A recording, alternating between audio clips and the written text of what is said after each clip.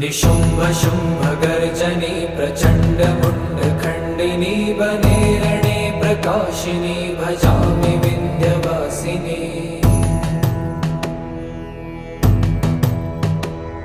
त्रिशूलमुण्डधारिणी धराविघातहारिणी गृहे गृहे निवासिनी भजामि विन्ध्यवासिनी। दरिद्र दुःखहारिणी सदा